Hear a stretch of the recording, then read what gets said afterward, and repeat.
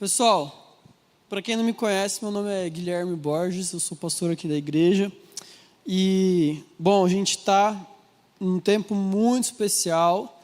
Fizemos uma pausa na semana passada, mas estamos no meio de uma série, a nossa série de exposição do livro de Atos dos Apóstolos. Quem aí está acompanhando nossa série, já teve 2 episódios. Quem veio em pelo menos um deles? Legal. Gente, não precisa responder, só levantar a mão. Nosso combinado é que eu não faço mais perguntas que precisam de respostas. Mas a gente está nessa caminhada para entender como foi o início da igreja, como o evangelho começou a ser pregado e espalhado ali na Judéia, Samaria e depois aos confins da terra. Nós já tivemos então duas palavras falando sobre isso, sobre o livro de Atos. Caso você não saiba, nós estamos fazendo essa série porque nós estamos como igreja num tempo de lançar as nossas sementes. Nós estamos sendo convocados por Deus para pregar o evangelho às pessoas. Nós já nos preparamos para isso. E agora, como igreja, nós estamos nos levantando para falar do evangelho de Cristo para todo aquele que tem necessidade. Eu quero, inclusive, começar essa palavra incentivando você a, durante todo esse trimestre de abril, maio e junho, hoje nós estaremos no processo aí da semeadura. Quero incentivar você que está aqui a orar por alguém, uma pessoa que você sabe que precisa conhecer a Cristo, uma pessoa que você sabe que precisa do evangelho de Cristo na vida dela. Quero incentivar você a fazer não gosto muito desse termo, mas é o termo que cabe aqui, uma campanha. Faça uma campanha de oração por essa pessoa, ore por ela, para que o coração dela seja aberto a receber a boa semente do evangelho. Tenho certeza que nós iremos colher muitos frutos ao longo desse ano daquilo que Deus tem feito aqui. Amém? Amém. O amém não tem como escapar, né? O amém tem que perguntar com resposta. Bom, a outra coisa que eu queria falar antes de começar, que está muito cedo, são 7h46, isso é um bom sinal para nós hoje, né? Brincadeira. Fala sério, você já, em algum momento da sua vida ou da sua jornada com Deus, você já se sentiu meio inútil? Você olha para o lado, tem uma pessoa na igreja extremamente talentosa, que sabe orar bem, toca, dança, canta, lidera PGM, faz um monte de coisa, e você tem só o seu CPF. E às vezes não tem nem só aqui dentro, mas talvez na sua vida lá fora, no seu cotidiano, você olha para as pessoas e fala assim, cara, parece que eu não tenho nenhuma utilidade aqui, não sei nem por que Deus me colocou no mundo, assim. Tem gente que é assim, ou às vezes, falando mais especificamente do tempo que a gente está se encontrando como igreja, você olha, parece que tem gente que não precisa nem falar de Jesus, né? A pessoa fala, vou evangelizar alguém hoje. Ela fala, eu entrego minha vida. E você elabora todo um texto, uma exposição apologética de como você pode falar de Jesus e da fé para alguém, e você gasta, investe tempo nessa pessoa e nada, né? Você fala, cara, eu não sirvo para evangelizar, eu não sirvo para pregar e falar dessas coisas. Mas eu não sei, eu já me senti assim, um pouco inútil aqui dentro, confesso a vocês. Mas o legal do Evangelho, o legal da Bíblia é que ele sempre nos surpreende. E que a Bíblia nos diz que há um espaço para todos. Há disponibilidade para todos servirem. Na verdade, todos são chamados para servir. E nessa noite eu quero compartilhar com vocês a respeito da vida de um homem que foi chamado para servir, e o testemunho de vida dele impactou a história da igreja, impactou a minha e a sua história. Bem provavelmente nós estamos aqui hoje, e esse cara teve papel nisso, e nós vamos falar sobre a vida de Estevão. Então eu quero que você abra sua Bíblia em Atos capítulo 6, capítulo 7. Você vai ver que a gente pulou o capítulo 5, tá? Na primeira pregação, o pastor Felipe falou sobre Atos 1 e 2, depois ele falou sobre Atos 3 e 4, a gente pulou o capítulo 5. Eu recomendo você a ler o capítulo 5, porque ele é muito sério. Teve gente, no capítulo 5, um breve resumo. Um casal tentou enganar a Deus. E é impossível enganar a Deus. E aí eles se deram muito mal nessa tentativa de enganar a Deus. Então, um rápido resumo sobre o capítulo 5. Não tente enganar a Deus, é isso. Por isso que nós vamos direto para o capítulo 6. Algumas coisas estão acontecendo aqui, tá? Então, o capítulo 6 e 7, ele vai marcar o fim de um ciclo para a igreja. O fim do ciclo da pregação na Judéia. A partir do capítulo 7, o evangelho vai começar a se expandir, na verdade, a partir do 8, para Samaria e logo depois para os confins da terra. Mas aqui, o capítulo 6 e 7, a gente encerra esse ciclo. E, na verdade, algumas coisas estavam acontecendo aqui, né? Você viu nas pregações anteriores que o evangelho estava sendo pregado e pessoas estavam se convertendo a Cristo. Então, tiveram conversões de 2, 3, 5 mil pessoas. E, gente, é muita gente ao mesmo tempo. E a gente não sabe o exato espaço de tempo disso acontecendo, mas não era um espaço muito longo. Isso foi acontecendo num curto período de tempo. A igreja, então, começou a se expandir. E uma expansão assim, a gente recebe alguns problemas bons. E o capítulo 6, ele vai falar um pouquinho sobre isso. Então, basicamente, a gente vai dividir hoje em 3 partes. Primeiro, a divisão de tarefas dentro de uma igreja. A vida de Estevão e a defesa de Estevão. Quero que você leia comigo Atos capítulo 6. Nós vamos ler até o versículo 7. Tem aqui? Tem como isso não? Não? Não tem. Leia na sua Bíblia mesmo. Atos capítulo 6 diz assim: naqueles dias, crescendo o número de discípulos, os judeus de fala grega, entre eles queixaram-se dos judeus de fala hebraica, porque suas viúvas estavam sendo esquecidas na distribuição diária de alimento. Por isso, os 12 reuniram todos os discípulos e disseram: não é certo negligenciarmos o ministério da palavra de Deus, a fim de servir às mesas. Irmãos, escolham entre vocês 7 homens de bom testemunho, cheios do Espírito e de sabedoria. Passaremos a eles essa tarefa e nos dedicaremos à oração e ao ministério da palavra. Tal proposta agradou a todos. Então escolheram Estevão, homem cheio de fé e do Espírito Santo, além de Filipe, Prócoro, Nicanor, Timão, Pármenas e Nicolau, grandes nomes de filhos, um convertido ao judaísmo proveniente de Antioquia. Apresentaram esses homens aos apóstolos, os quais oraram e lhes impuseram as mãos. Assim, a palavra de Deus se espalhava, crescia rapidamente o número de discípulos em Jerusalém. Também um grande número de sacerdotes obedecia à fé. Então, nós temos aqui a apresentação de um problema que eu diria bom, um bom problema. A igreja estava crescendo, mas com isso também algumas coisas estavam surgindo ali no meio.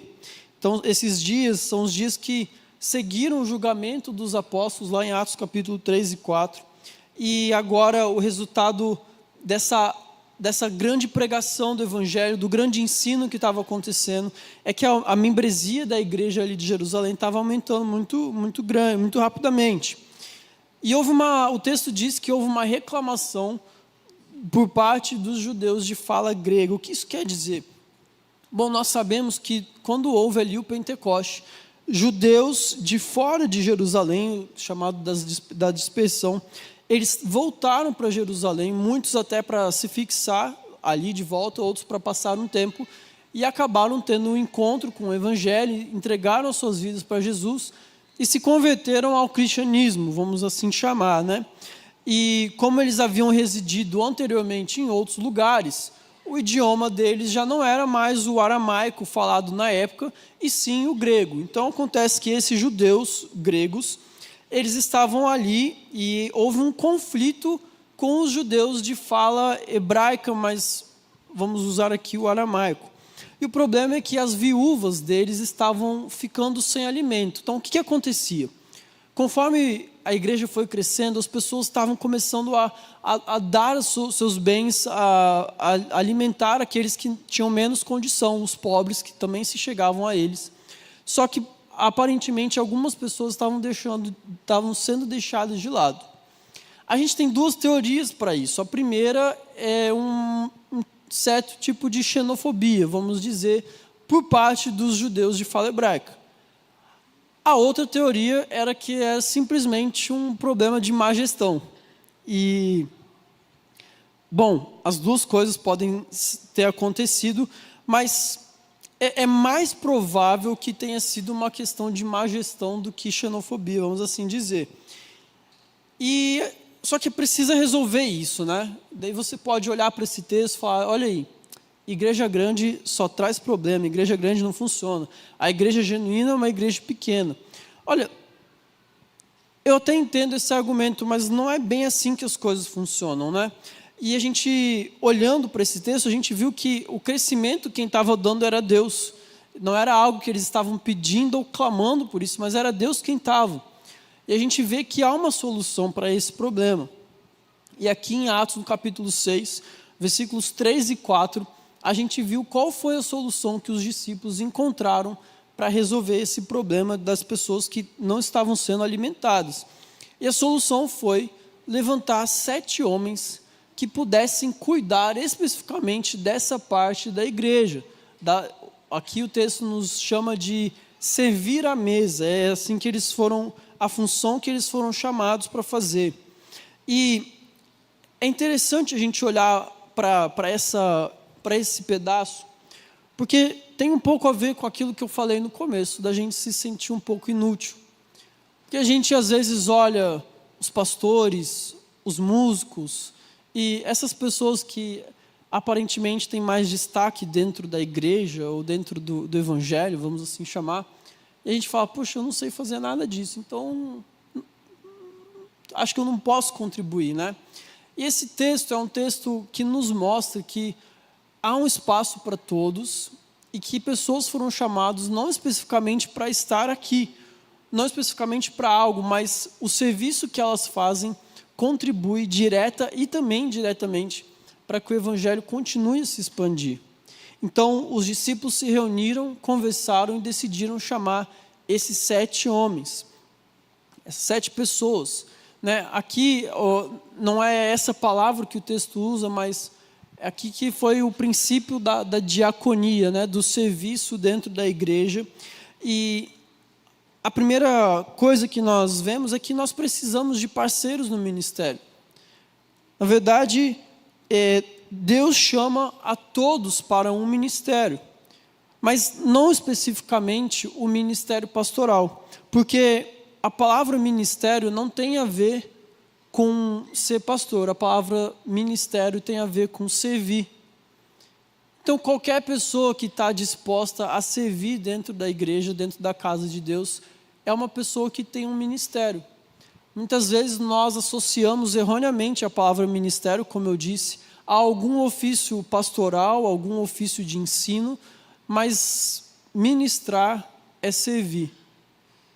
E isso qualquer um de nós pode fazer. Na verdade, isso todos nós somos chamados a fazer, servir na casa de Deus. Então veja, imagina se o pastor Gilson fosse o responsável, não só por pregar a palavra e cuidar da igreja, mas também por cuidar do Instagram da Primeira Batista. É uma coisa, né? Ainda bem que a gente tem o Ministério de Comunicação, porque eles cuidam dessa parte. Eles estão pregando, não diretamente, mas eles estão servindo e vidas estão sendo abençoadas. Isso é uma coisa muito boa para nós, a gente se lembrar que todos nós podemos servir na casa de Deus. Mas não pode ser qualquer um, e nem de qualquer jeito. Isso é algo sério que precisa ser levado. Aqui o texto diz que os apóstolos pediram para que fossem levantados pessoas de boa reputação, pessoas cheias do Espírito Santo e com sabedoria, e a gente entende que eram pessoas que entendiam e abraçavam o propósito de tudo aquilo. Pessoas que entendiam que havia algo maior sendo feito ali, que havia um alimento espiritual a ser entregue para aquelas pessoas que estavam se achegando. Os discípulos precisavam se dedicar a isso, mas também, de uma certa forma, havia um alimento físico que precisava ser entregue para aquelas pessoas necessitadas. E eles entenderam o seu chamado, entenderam o seu propósito e começaram a viver de acordo com isso. E o resultado dessa divisão, a gente vê lá no versículo 7. O versículo 7 diz que assim a palavra de Deus se espalhava. Crescia rapidamente o número de discípulos em Jerusalém. Também um grande número de sacerdotes obedecia à fé. Meus irmãos, olha que impressionante isso. Quando homens e mulheres dispostos a servir a Deus, sem se preocupar com algum possível status, ou achando que, saindo um pouquinho daquela cabeça fechada de que ministério tem só a ver com pregar, ensinar ou tocar, quando pessoas disponibilizaram o seu coração, homens sérios, homens de boa reputação, cheios do Espírito de Deus, cheios de sabedoria, quando essas pessoas se disponibilizaram a servir outras pessoas, olha o que aconteceu. O evangelho cresceu ainda mais. Mais discípulos foram acrescentados a essa igreja. Ou seja, a gente tem um problema de tamanho, beleza, vamos crescer mais então. Foi isso que aconteceu. Uma igreja que achava que o problema era o tamanho, não era. Era algo simples. Corações dispostos a servir. E é interessante que esse texto fala que houve ali sacerdotes que estavam obedecendo à fé. E não sei se você sabe, mas sacerdotes, pessoas que serviam no templo, eram pessoas extremamente estudadas, pessoas que conheciam a lei. E se esses homens estavam sendo convencidos a obedecer agora a fé em Jesus Cristo, obviamente que nós sabemos que isso é uma ação completa do Espírito Santo, nós cremos isso. Mas isso também nos mostra que os discípulos, eles estavam conseguindo cumprir aquilo para o qual foram chamados, estudar, ensinar a palavra. Vocês viram isso no capítulo 3 e 4, que Pedro e João, homens iletrados, mas cheios do Espírito Santo, estavam ensinando, estavam realizando milagres, o sinédrio ficou sem palavras diante deles, porque eles estavam fazendo aquilo para o qual foram chamados. Isso é muito lindo de ver. Quando a igreja funciona, quando nós servimos uns aos outros, quando cada um consegue desempenhar a função para a qual foi chamado, há crescimento, há corações convertidos, há discípulos se achegando a Jesus. E eu não sei de você, mas é isso que eu quero para a nossa igreja também. Então, é muito lindo de ver isso, quando nós nos achegamos a Deus, quando nós entendemos que há um propósito para todos nós conseguimos desempenhar bem aquilo para o qual fomos chamados. E por causa disso, pessoas vão se aproximando, conhecem a Jesus, se convertem, mais discípulos são acrescentados na igreja de Deus. E glória a Deus por isso. Mas o texto não para por aqui.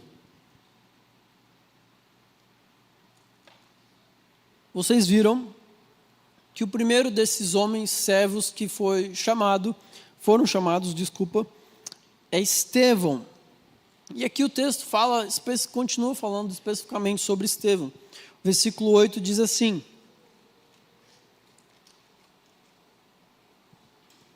Estevão, homem cheio de graça e do poder de Deus, realizava grandes maravilhas e sinais no meio do povo. Contudo, levantou-se oposição dos membros da chamada Sinagoga dos Libertos, dos judeus de Cirene e da Alexandria, bem como das províncias da Cilícia e da Ásia.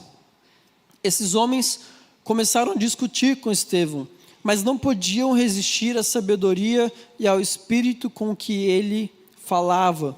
Então subornaram alguns homens para dizerem: ouvimos Estevão falar palavras blasfemas contra Moisés e contra Deus. Com isso, agitaram o povo, os líderes religiosos e os mestres da lei, e prendendo Estevão, levaram-no ao sinédrio. Ali apresentaram falsos testemunhos que diziam: este homem não para de falar contra este lugar santo e contra a lei, pois ouvimos dizer que esse Jesus, o Nazareno, destruirá esse lugar e mudará os costumes que Moisés nos deixou. Olhando para ele, todos os que estavam sentados no sinédrio viram que o seu rosto parecia o rosto de um anjo.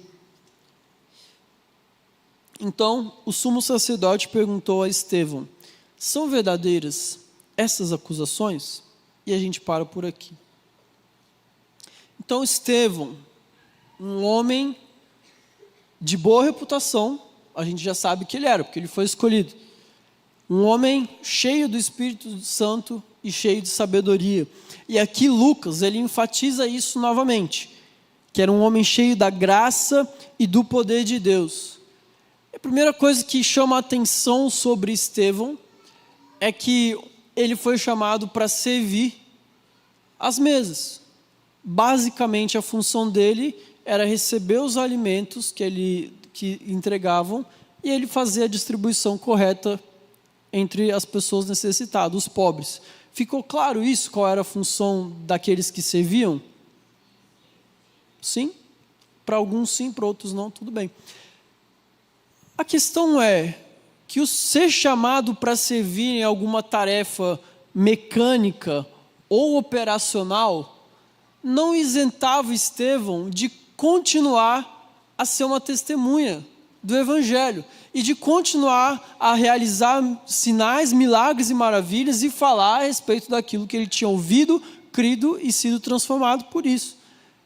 Olha que interessante, muitas vezes a gente acha que por ter certo cargo ou certa função, isso nos isenta de alguma forma de continuar a ter uma vida de testemunho, uma vida de pregação do Evangelho, uma vida de busca constante do Espírito Santo, de ser sábio e cheio do poder de Deus.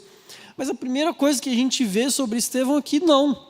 Ele tinha claramente na cabeça dele que, sim, ele tinha um papel, ele tinha uma função, ele tinha um ministério de serviço dentro da igreja, mas aquilo que Jesus fez nele era tão grande, tão maior, que ele continuava a ser chamado para testemunhar. Isso não estava em conflito, ele não estava querendo roubar o lugar de ninguém, mas é porque todos aqueles que tiveram um encontro genuíno com Jesus são chamados a não só servir, mas também a testemunhar aquilo que viveram com Deus. Estevão, ele tinha entendido isso.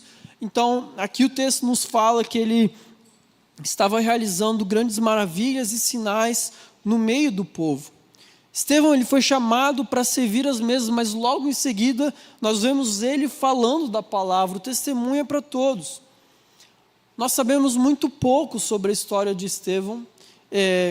O que importa aqui para nós hoje é que a Bíblia o descreve como um homem cheio de fé e do Espírito Santo.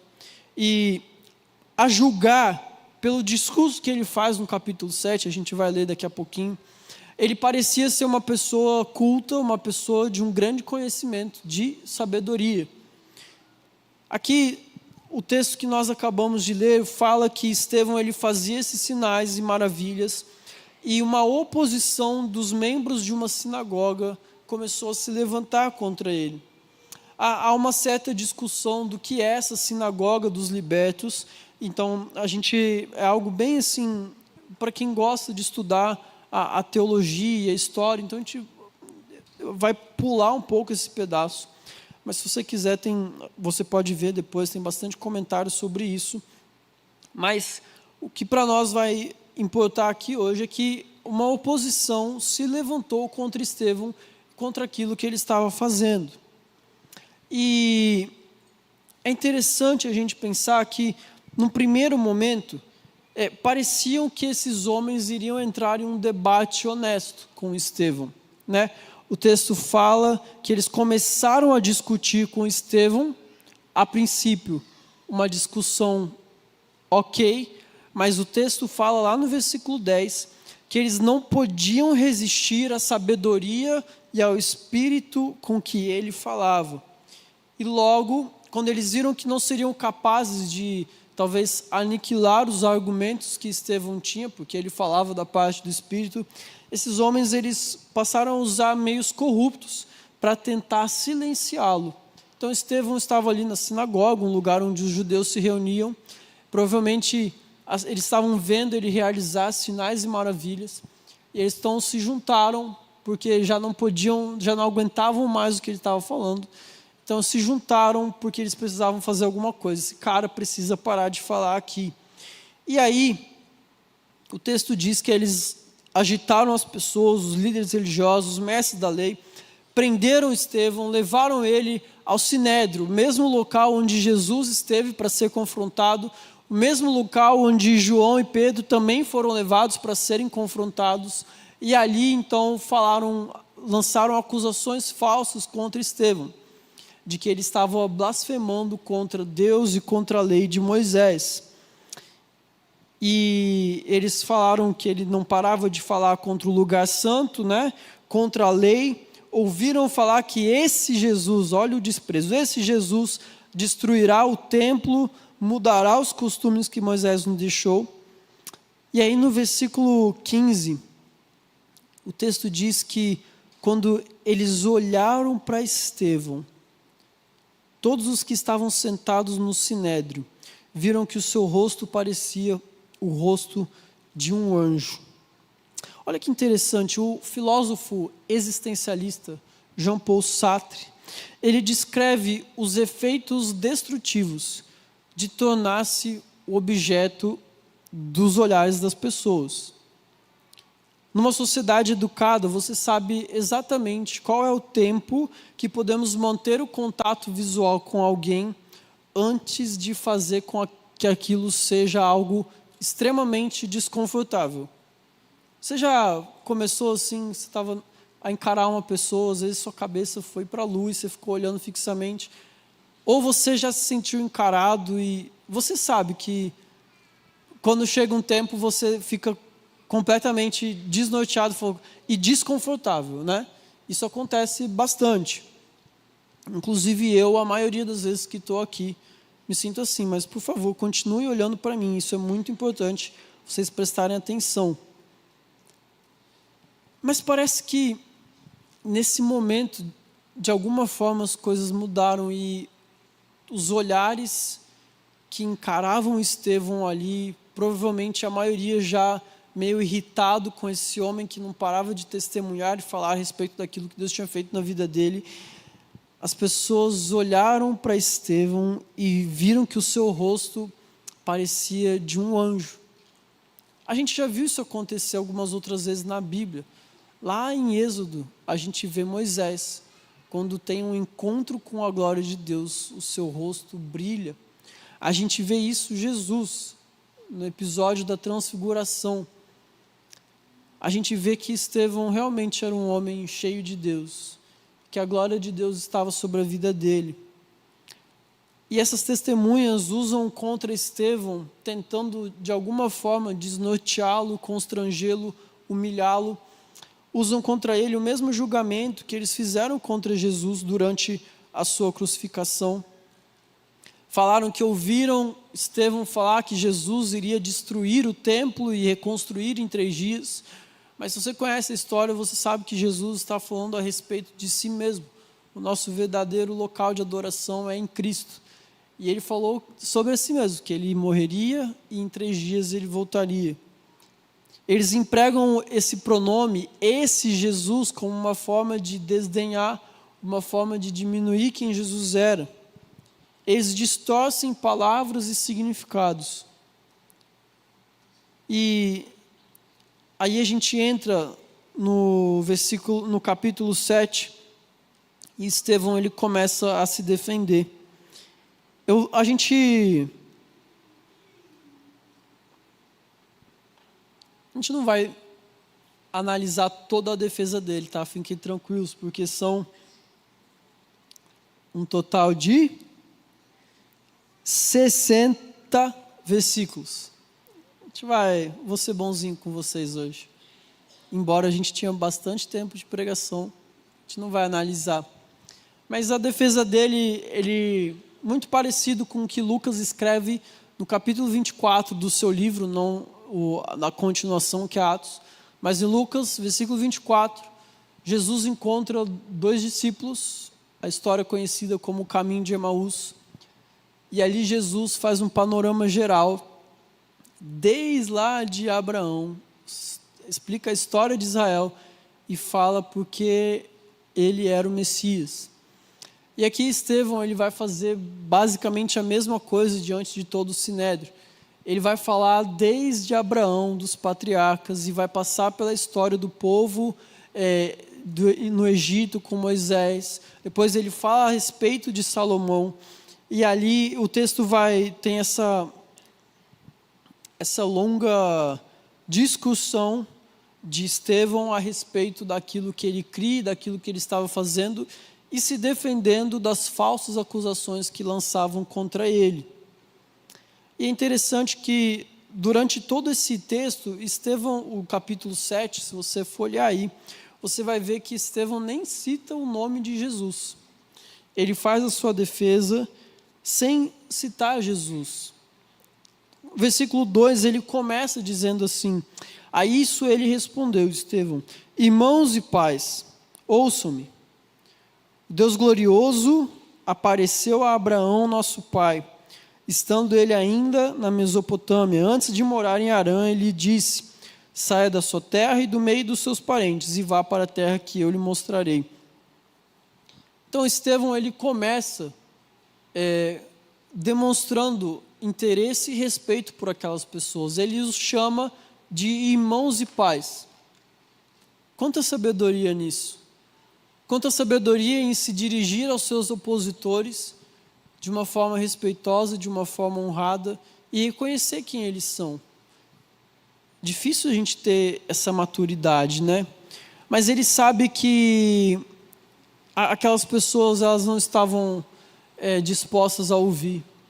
Ao longo do seu discurso, você vai ver que aquilo que Estevão fala são palavras duras para um povo de um coração duro. Estevão vai chamar esses homens que o estavam acusando falsamente, erroneamente, de incircuncisos. E para aqueles homens isso era uma ofensa terrível, porque ao citar Abraão, ele fala da aliança que Deus fez com Abraão, um sinal dessa aliança era a circuncisão. E ao falar que esses homens eles eram incircuncisos, Estevão estava praticamente os chamando de homens fora da aliança. E para eles aquilo era uma ofensa terrível. Mas não só isso, Estevão os acusa de serem homens que rejeitavam as palavras dos profetas, homens que perseguiam os profetas enviados por Deus. E realmente, quando nós olhamos a história do povo de Israel, a história do povo de Judá, todos os profetas foram perseguidos. Todos os profetas que foram enviados da parte de Deus para trazer a eles palavras muitas vezes de acusação, mas também palavras de arrependimento, mudança, de transformação no coração, esses homens foram perseguidos. É claro que não pelas mesmas pessoas, mas por um mesmo povo. E isso foi sendo passado de geração em geração. Então, Estevão faz uma pergunta, né? A quem vocês não perseguiram? E a gente não sabe se ele planejava falar alguma coisa, mas eu quero que você pule lá para o versículo 52 de Atos. Sim, a gente pulou muitos versículos. Fiquem tranquilos.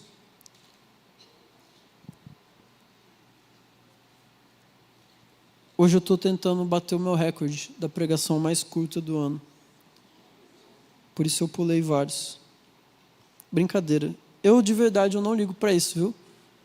Ainda não. Não ligo. Se a gente precisar ficar aqui 1h30, a gente fica. Quem não puder, não quiser, não tem problema também. Mas, versículo 52, né? Eu falei. Qual dos profetas os seus antepassados não perseguiram? Eles mataram aqueles que prediziam a vinda do justo, de quem agora vocês se tornaram traidores e assassinos.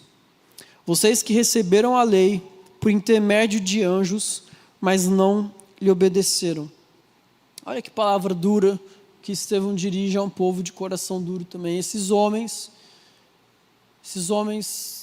fizeram com que, você sabe a história, mas esses homens fizeram com que Jesus fosse levado à morte.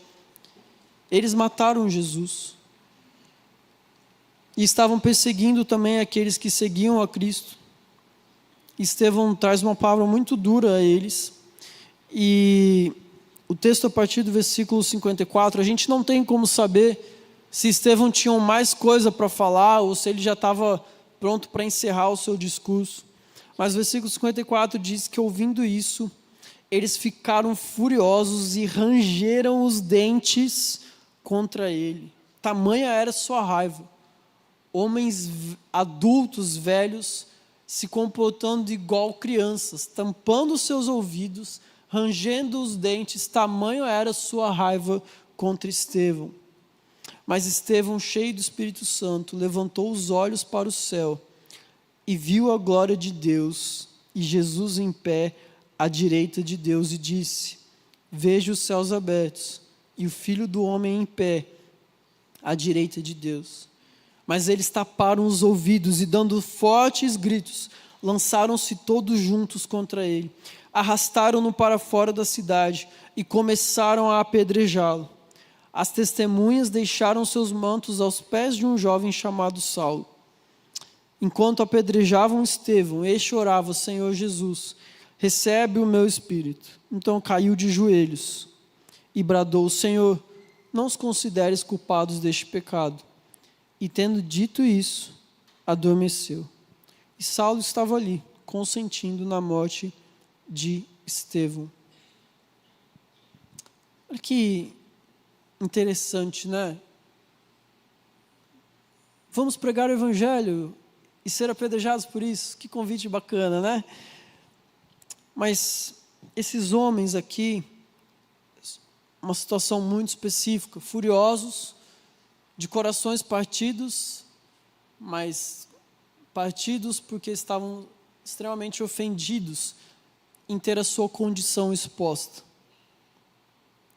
E esse é um exemplo de como a palavra de Deus, fielmente proclamada, é como uma espada que penetra entre ossos, medula, carne e tecidos, como diz lá em Hebreus, capítulo 4, versículo 12.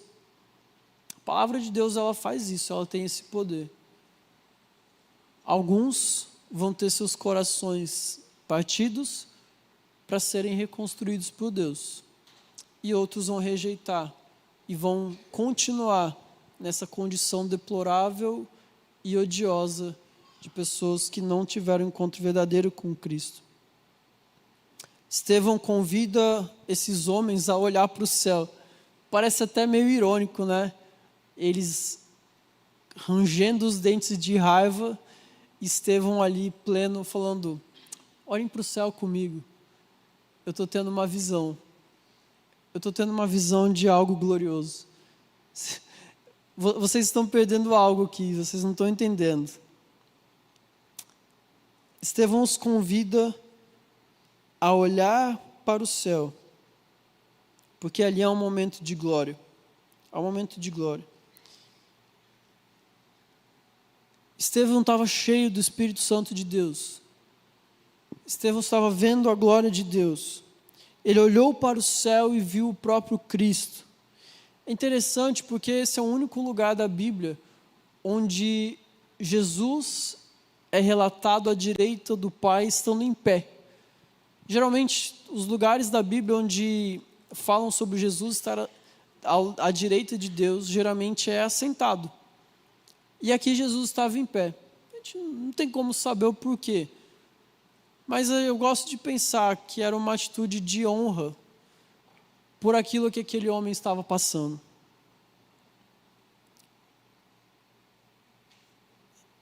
E aqui eu quero fazer 4 aplicações muito rápidas para a gente encerrar e entender o que isso serve para nós. A primeira, eu quero reforçar algo que eu já disse, que o testemunho ele não é exclusivo dos ministros da palavra. A gente viu isso no capítulo 6, vimos isso também no capítulo 7. Para o Espírito Santo não tem uma separação de uso apenas pastores e missionários. Qualquer pessoa cheia do Espírito Santo é capaz de testemunhar aquilo que Deus faz. Ele era um diácono chamado para servir mesas, mas foi uma das testemunhas mais fiéis que o Evangelho já conheceu. Deus pode usar você para ser uma testemunha fiel daquilo que Ele tem feito. Ele não precisa usar só a mim, ou só o Felipe, ou só os pastores dessa casa. Deus pode usar você para ser uma testemunha fiel. Mas não basta você ter apenas a disposição do seu coração. Você precisa ser alguém cheio do Espírito Santo. É essa a segunda aplicação. Testemunhas verdadeiras também são cheias do Espírito Santo. A gente vê o texto lá em Efésios, no capítulo 5, falando que nós devemos nos encher do Espírito Santo. E ele tem algumas dicas de como a gente faz isso. Falando entre vocês com salmos, hinos, cânticos espirituais, louvando ao Senhor com o coração, dando graças a Ele por tudo, em nome do nosso Senhor Jesus Cristo. Nós precisamos nos encher do Espírito Santo. Como igreja, essa é uma tarefa nossa. Nós precisamos ter mais do Espírito Santo abundando em nós. A gente precisa, então, melhorar a nossa forma de nos comunicar uns com os outros. A gente precisa melhorar a forma como nós nos relacionamos com Deus. Um coração grato. Imagina ter um coração grato com pessoas querendo te apedrejar. Imagina ter um coração grato com pessoas se revoltando contra você, levando você preso, arrastado, e ainda assim você manter um coração grato a Deus por aquilo que Ele fez. E às vezes a gente reclama por tão poucas coisas na nossa vida. Uma vírgula que deu errado no planejamento do nosso dia já é motivo para uma ingratidão tamanha. E esse homem aqui, cheio do Espírito Santo, louvando a Deus, contemplando a glória de Deus. Que exemplo para nós. Mas não só isso, nós precisamos, para ser uma boa testemunha e ser cheio do Espírito Santo, quer dizer que nós também devemos conhecer a história do Deus da história. Porque não é simples sabedoria, mas é viver na prática. Sabedoria em conhecer, ousadia em falar. Os corações queimam ao ouvir a história de Deus. Pode ser de uma forma boa, como foi em Emaús, mas também pode ser de uma forma terrível para eles, como foi aqui com esses homens. Mas nós precisamos conhecer aquilo que nós estamos pregando. De forma muito prática, você sabe. Escola do discípulo, curso, ler a Bíblia todo dia, tudo mais. Mas você entende a história de Deus no mundo, a história de Deus na história, para além da sua vida.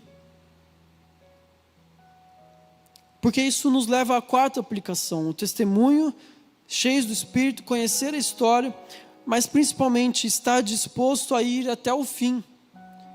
Porque, afinal, essa história não é sobre mim, essa história não é sobre você.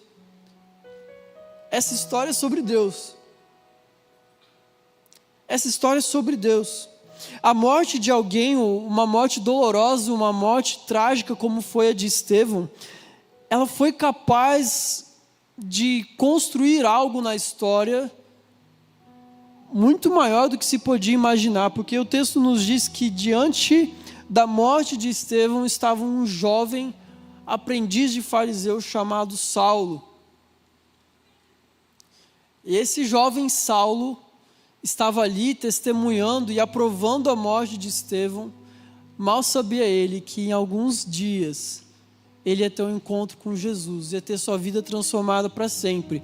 E seria o maior plantador de igrejas da história antiga que nós já vimos. Escritor de mais da metade, não metade, quase metade, desculpa, eu estou ruim de matemática. Quase metade dos livros que a gente tem acesso no Novo Testamento. A gente não faz ideia do que Deus pode fazer através de um simples gesto. Nós não temos como dimensionar o tamanho do poder de Deus através de uma simples atitude. Mas cabe àqueles que são discípulos de Cristo se manterem firmes e fiéis até o fim. Foi isso que Estevão fez. Eu me lembro do Sermão do Monte, Mateus capítulo 5. É meu capítulo favorito da Bíblia, talvez. E no final do Sermão do Monte, Jesus diz assim, eu vou ler uma versão um pouquinho diferente. Diz assim, abençoados são vocês, cujo compromisso com Deus atrai perseguição.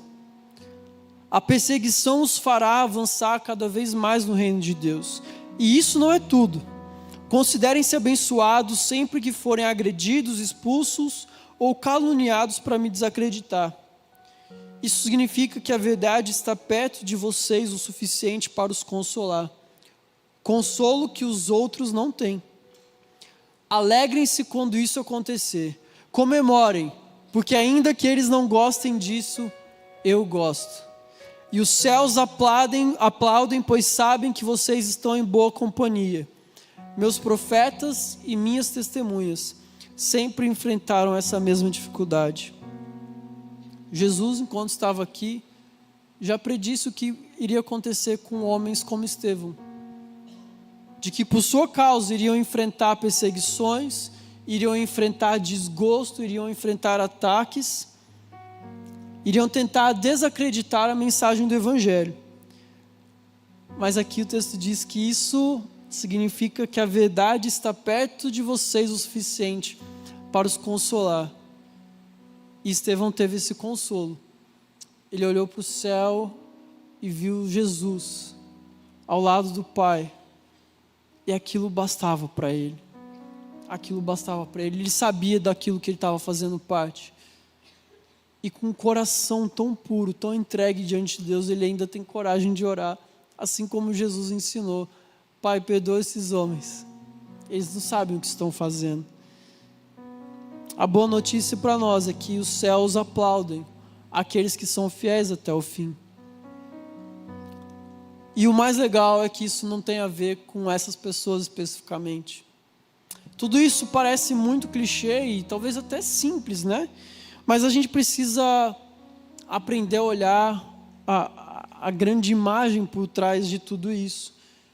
Quando nós chamamos essa pregação de hoje de Fazendo História, não é porque Estevão estava fazendo história como o primeiro mártir da igreja, o primeiro homem a morrer por causa do Evangelho.